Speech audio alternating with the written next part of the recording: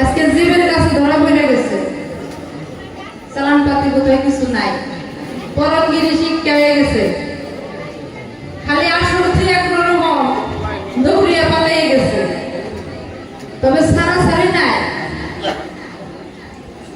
কারণ এই বিশ্বজগতে যে পরম সত্তা, যে সৃষ্টিকর্তা, তার ইশারা ছাড়া তো একটা বৃক্ষের পত্র নড়ে না। সে যেভাবে কর্ম করাইতেছে এই দুনিয়ার জীব সেইভাবেই কর্ম করতেছে, তাই তো? তাহলে কর্ম করাও তুমি, তার ফল ভোগ করে কে? জীব। তাহলে আজকে প্রয়োজন রাখবো যে দুজনকে সৃষ্টি করছে, এই দুজকের মতো দুজক নেই থাকবো, কিন্তু কোনো একটা জীব দুজকে যাইবে না। কারণ জীবের তো কোনো দোষ নাই, জীবে কেন দুজকে যাইবে? জীবে কোনো অন্যায় করে না, অন্যায় করবো তুমি। তাই যে অন্যায় করে তারই ফল ভোগ করতে হবে। তো যেমন থাকেন ধৈর্য ধরে হালিমা সালে বসে ভাবের বইটা হাতে নিয়ে দেখি নৌকা উনি কোন ভাবে চাল। তবে আজকে জবাব না দিলে সারাসারি নাই, নাকি কম? তো যেমন থাকেন ধৈর্য ধরে,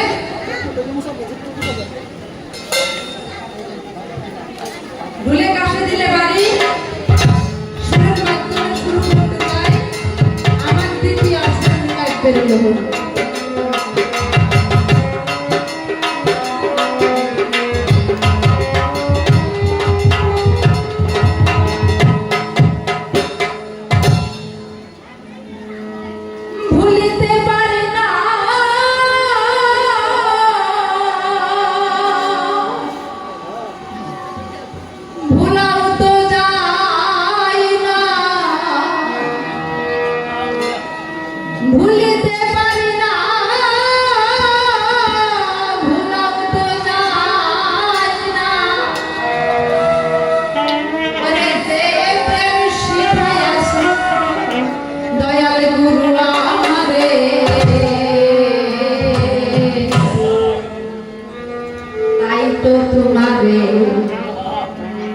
আমার এই জীবনে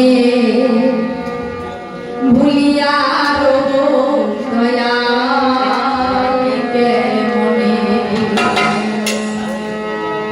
ভুলিতে পারি না, ভুলাবো যাই না, ভুলিতে পারি না, ভুলাবো যাই না, যে প্রেম শিখাই না দয়া আমারে মায়ের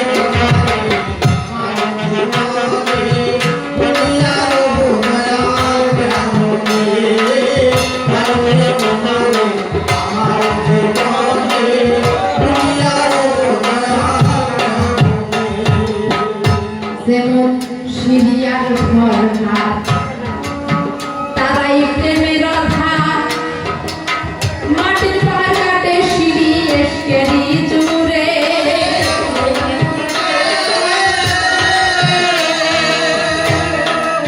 সিরিয়ার ঝর্ণা তারাই প্রেমের অর্থাৎ মাটির পাহাড় কাটে সিঁড়ি এসকেরি জুড়ে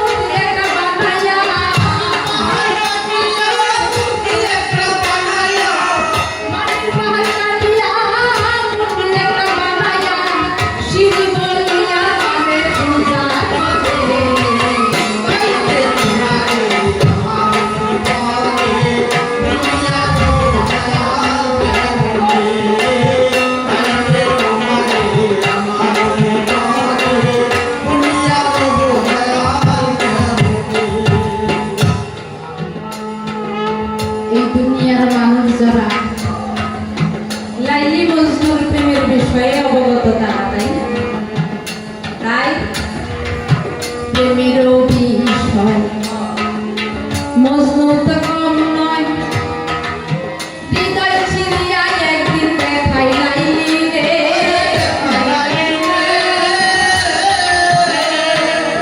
প্রেমের বিষয়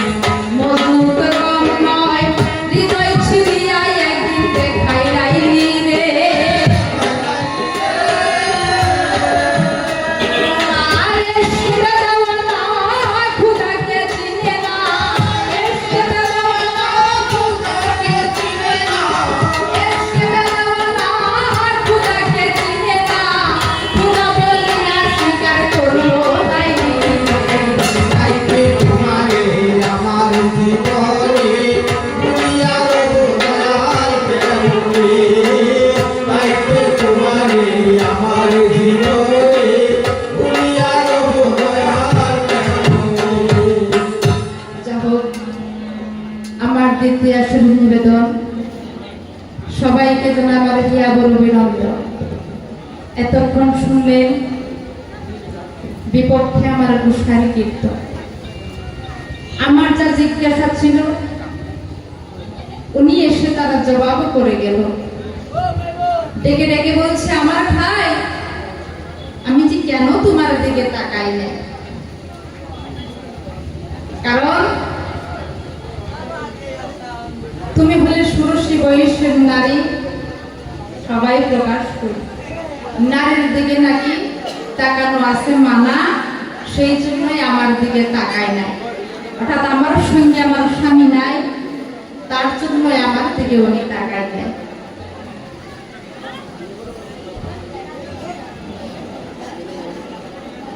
তো আমি একটা কথা বলবার জন্য চাই যে আমার সঙ্গে আমার স্বামী আছে, কিন্তু তুমি তা দেখো না। কারণ সতী নারী যারা সর্বদাই স্বামীকে সঙ্গে নিয়ে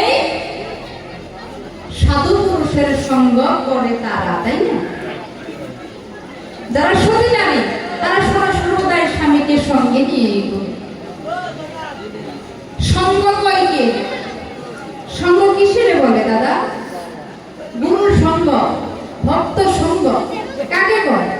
কাকে বলে? আমরা সাধারণত বলি যে গুরুর সঙ্গে আলিঙ্গন দিলেই বোধহয় গুরু সঙ্গ করা হয়, তা কিন্তু না। এটাকে গুরু সঙ্গ বলে না। যে গুরুকে, গুরুর কথা যে মেনে চলে, গুরুর কথা যে বাক্য রক্ষা করে, সেই কি করে? গুরু সঙ্গ করে, তাই না? তেমন স্বামী যে বাক্য দেয়, যে হুকুম করে, সেই হুকুম যে নারী পালন করে, সেই স্বামীকে সঙ্গ নিয়েই ঘুরে। তার বাস্তব প্রমাণ আছে, আস্তে আস্তে দিতে চাই তোমার কাছে। রতি রাজার মেয়ে আমি, আমার নাম হলো মীরাবাই। আপনারা হয়তো মনে মনে প্রশ্ন উঠতে পারে, মীরাবাই, বাই শব্দের অর্থ হলো বেশ্যা। বাইজি, তাহলে যদি সতী নারী হয়ে থাকে, তাহলে তার নামের টাইটেল বেশ্যা হবে কেন? এটা প্রশ্ন উঠতে পারে না বাবা? যে যে পুরো সতী নারী সে তো বেশ্যা হতে পারে না। যেমন আমার নাম নাজিমা সরকার, আমি কবি গান গাই, তাই বলে আমার নাম সরকার। কেউ যদি দর্জি কাম করে তাহলে তার নাম দেয় দর্জি।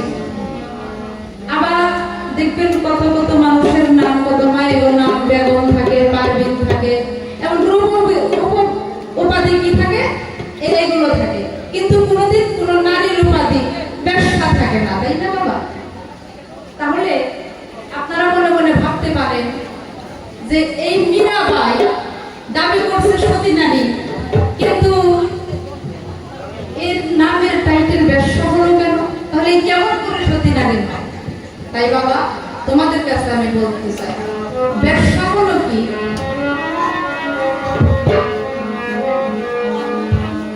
বেশ্যা অনেক প্রকারের আছে বাবা। বেশ্যা হলো আট প্রকারের বেশ্যা। যে বেশ্যা হাটে পাওয়া যায় বেশ্যা, ঘাটের বেশ্যা, কুলো বেশ্যা, কুলকামিনী বেশ্যা, প্রেম বাজারের বেশ্যা। আবার কেউ কেউ গুরুর বাজারের হয় বেশ্যা, গুরুর নামের বেশ্যা, তাই না? তাই যেদিন থেকে গুরুর হাত ধরে বায়াত গ্রহণ করেছি, এই মনোপ্রাণ সম্পূর্ণ সর্বস্ব কিছু আমি গুরুর কাছে বিক্রি করে হয়ে গেছি, তাই না বাবা? যেদিন গুরুর এই ডান হাতটা যেদিন বাড়িয়ে দেয়, ওই হাতের মধ্যে হাত লাগাইয়া কি কয় গুরু, কি কইল, আজকে থেকে তোমার দেহের হাড় রক মনি মগজ তোমার দেহের প্রাণ পাখি যত কিছু তোমার দেহের মধ্যে আছে আজকে থেকে আমি গুরুর কাছে অর্পণ করলাম। তাই কেন বাবা? আমার মনে হয় এখানে যারা যারা গান শুনতে আসছে 100-র মধ্যে বোধ হয় 90 জন মানুষই গুরু প্রেমিক, গুরুর কাছে হাত ধরছে। তো যারা গুরুর হাত ধরে বায়াত করছে তারা গুরুর সম্পূর্ণ সবকিছুই দিয়ে দিচ্ছে। এই মন প্রাণ, তার দেহ, তার জীবন, তার যৌবন, তার ভালো, তার মন্দ, হাত মনিমামা যত কিছু আছে বুঝতে বুঝতে কুসুম প্রভু এই গুরুর চরণে সমর্পণ করে দিছে। আর যে এক নিষ্ঠায় অর্জন করেছে গুরুর পায়ে সমর্পণ করে দিছে, সেই কি আর মানুষ মানুষ আছে গো? সে তো গুরুর বাজারের ব্যবসায়ী হয়ে গেছে, তাই না? যে গুরুর চরণে মান সম্মান ইজ্জত বিসর্জন দিয়ে দিছে সে একজন ব্যবসায়ী হয়ে গেছে। তাই গোসাই, আমি হাটের বাজারের ব্যবসা নই, আমি ঘাটের ব্যবসা নই, আমি কুলো ব্যবসা নই, কুল কামক ব্যবসা নই, আমি হলাম প্রেম বাজারের ব্যবসা, গুরুর নামের ব্যবসা। আমার এই দেহ মন প্রাণ যা কিছু আছে আমি সম্পূর্ণ আমার দয়ালের কাছে সমর্পণ করে দিয়েছি। আমার বলতে আমি কিচ্ছু রাখি নাই, সব তোমার কাছে দিয়ে দিয়েছি। তাই আমি তোমার নামের ব্যবসা হয়ে গেছি। তাই যারা যারা এখানে গুরুর হাত ধরে বায়াত করছে আমি বলি দাদা গো, গুরুকে যদি দাও সম্পূর্ণ সবকিছুই দিয়ে দিও, দেওয়ার মতনই দিয়ে দিও, আমার বলতে কিছু নাই। তাই তোমরা প্রেম বাজারের গুরুর বাজারের ব্যবসা হয়ে যায়। তাই আমার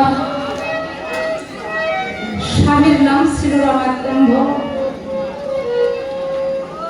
তো আমার স্বামীর হুকুম নিয়ে সে অনেক কথা দিতে চাই না আসলে মধ্যে বক্তৃতা, হিন্দু আলোচনা তো শুনলে হয়তো আপনাদের ভালো লাগবে না যে এখানে হিন্দু মানুষ নেই, হিন্দু আলোচনা কেন হবো। তো ঠিক আছে, তবে একটি কথা আমি বলবার জন্য চাই গোসাই তোমার কাছে। তুমি একজন মায়ের গর্ভে জন্ম নিয়েছো, 10 মাস 10 দিন একটা মা একটা সন্তান গর্ভে ধারণ করে অনেক বেদনা অনেক কষ্ট সহ্য করে সেই সন্তানটা ভূমিষ্ঠ করে, তাই না? কাজেই আমার রাসূল বলেছে সাহাবীরা রে, তোমার মার পায়ের নিচেই হলো তোমার জান্নাত। কোন সন্তান যদি জান্নাতে যেতে চাও তাহলে তাড়াতাড়ি আগে যায় তোর মায়ের পাও, তাই না বাবা? মার চরণ ছাড়া কেউ কোনোদিন জান্নাতে যেতে পারবে না। তাই একজন নারী হলো মা,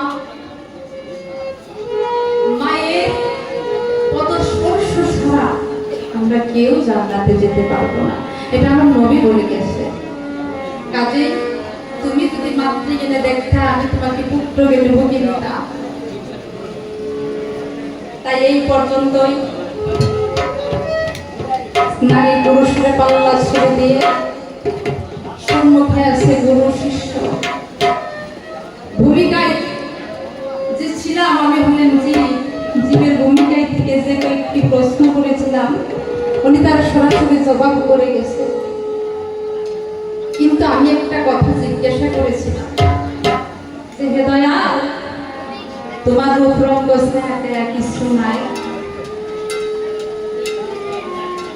তোমার ক্ষুধা তৃষ্ণা লাগে না, তোমার ঘুম আসে না, তাহলে এই দুনিয়ায় যে তোমার যে রূপ এটা আবার কোন রূপ?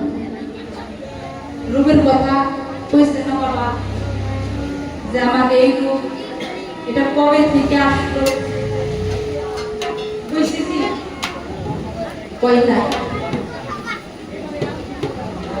তো যাব এই রূপ, এই গুরুর রূপ, এটা কোন রূপ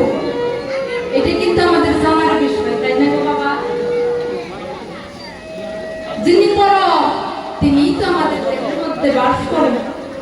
দেখবেন 5টা আত্মা আছে, তার মধ্যে এক আত্মার নাম হলো পরমাত্মা। দেখবেন মানুষ যখন নিদ্রা যায়, সমস্ত 4টা আত্মা তারা এই দেহের থেকে বিদায় হয়ে 4টা আত্মা চতুর্দিকে যায়, তাই না বাবা? আর একটা আত্মা কি করে? এই দেহের মধ্যে বসে থাকে, সেই আত্মাটাই হলো পরমাত্মা। তাহলে সেই পরমের যে রূপ, এটা কোন রূপ আমাদের জানার দরকার আছে। তাই দয়া, তুমি যদি একটু দয়া করে সেই রূপটাই চিনিয়ে দিতে আমাকে, সেই রূপের আশায় আমি বসে থাকবো। তুমি পরের বার আসলে এসে সেই রূপটাই দেখিয়ে দিবে রসাভাসে। তো যেমন এবার আলোচনা আপনি কি হলো, কিন্তু আমি একটা গান গাই, একটা গান মনে করি, ভুলে কাছে দিলে বাড়ি একটু সুর দিয়ে শুরু করি।